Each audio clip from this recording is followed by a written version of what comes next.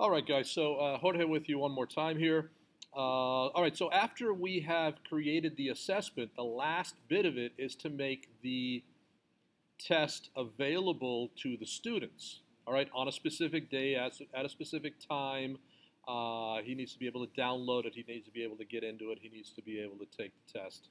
He needs to be able to submit it. All right. So we're gonna set all that stuff up now. Okay. So when we last left our hero, he looked something like this. We had left our screen looking like this. Remember, we had just created this particular assessment. All right, so now what we want to probably do is go back to assessments. All right, so you can click on assessments up here at the top, or you can follow the little breadcrumb trail. This is called a little breadcrumb trail here. All right, we can click on assessments. Oop, and it logged me out. Let me log myself back in real quick here.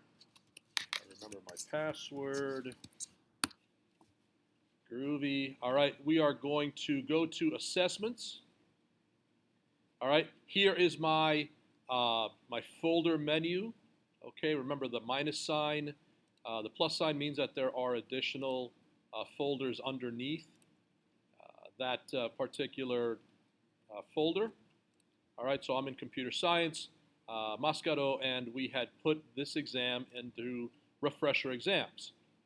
All right, so we're here, and this is the test that I want to post.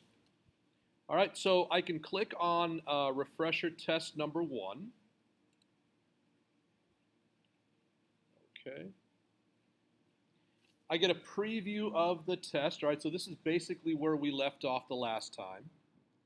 Down at the bottom, there are all these different options. All right, what we want to do right now is post the assessment. We want to make it available to the kids to download and to take. All right, so we're going to post the assessment, so we're going to click on that. All right, the posting name by default is the test name. That's fine. You can leave it that way if you want. You can change it if you want. You know, you can add a section, whatever you want to do. The assessment password. All right, so that is very important, and it's something that you want to keep secure until you are ready for the kids to take the test. Not to download the test, but to actually take it. All right, so an assessment password for this, you should probably come up with something that's relatively unique each time. All right, so, random letters and numbers is usually good. All right, so I'll do something like, I don't know, capital TLC, lowercase ER, and then, 6234. And you probably want to write that down somewhere so that you remember it later, as I'm doing off screen right now. Okay, you want to select a course, right? So the course or the section that you're going to assign this particular test to. All right, so I will, now these are not, the sections are not necessarily set up to, for you individually. All right, these are all of the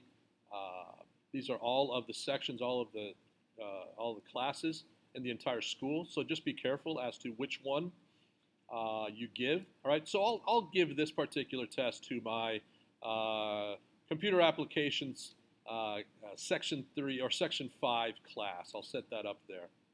All right, this is an optional field. You can put your name in there if you want. All right, don't worry about grade column name right now. When do you want them to be able to start to download this test? Okay. Again, that's teacher preference. And if I don't want them to actually be able to download this test until sometime next week, I'll set that up that way. All right, so I'll say, okay, this test won't be available for them to download until September 15th and you can change the time down here. All right, so let's make that like, 8 o'clock in the morning or something like that. Okay. So you can see that that's the download start. If you have a definite cutoff as to how long you want that test to be available for download, then go ahead and set that up. All right. Usually, I assign it like a day or two after the test has been given. There's really no downside to how deep it has to be. in terms of length of time. Obviously by the time that the kids are ready to take the test, they should have downloaded the exam already. All right, so I'll just set it up for whatever, September 17th. If you want to send them an email reminder, you can. You don't have to do that. Okay, I usually don't. I just remind them in class for the most part. How many downloads do you want them to be able to use or to do? That's usually one. You want them to be able to download it once, and then and that's it. All right, so they're not trying to download it to multiple devices, even though there is really no downside to that. All right, but usually leave that at one download, and then if for some reason a kid needs a second download, you can always grant that particular kid a second download later on. Okay, some teachers like to use a download password. The test is secure enough as it is.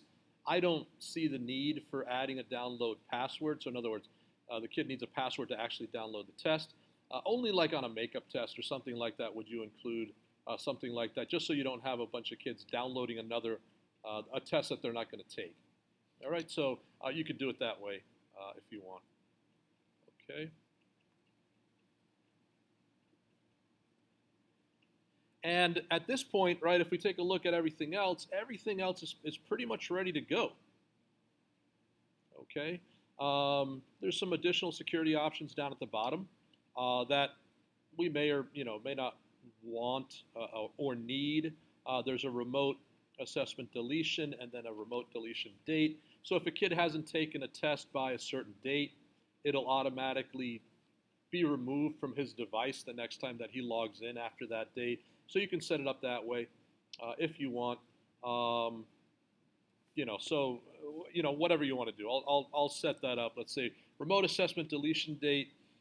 It'll be removed from that device if the kid hasn't taken the test by, let's say September 19th, by Friday the 19th. Then it'll just be removed from his test, from his device. All right. At that point, I have everything ready to go. I will post the assessment.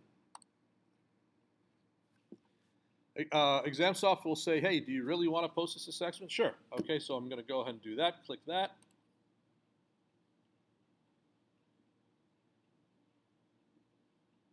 We'll wait a moment while the system decides to finish doing what it's doing. All right, and then it's done.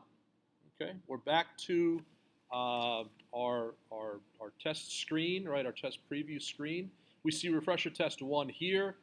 We see that the assessment was posted. All right, and then at the bottom of, right, so if we scroll down from, past all of this stuff that we just did, we can see the posting information here. All right, and then from here, we'll be able to take a look at, after the kids have actually taken the test, how to grade it and that sort of thing. All right, so ExamSoft has some excellent videos and tutorials on how to do that.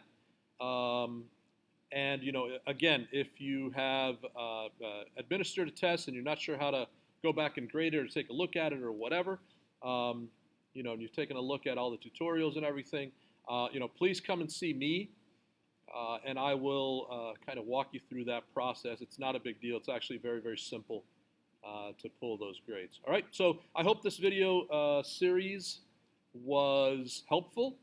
I hope I wasn't too long-winded. I hope I covered most of the information that you were interested in. And again, if not, if you have any questions, please come see me. Ask questions, and I'll certainly try to help you as much as possible. All right, thanks again, guys. Good luck with ExamSoft, and good luck on all the technology initiatives this year. Good luck in the classrooms, and I look forward to an exciting year with you guys. All right, bye-bye.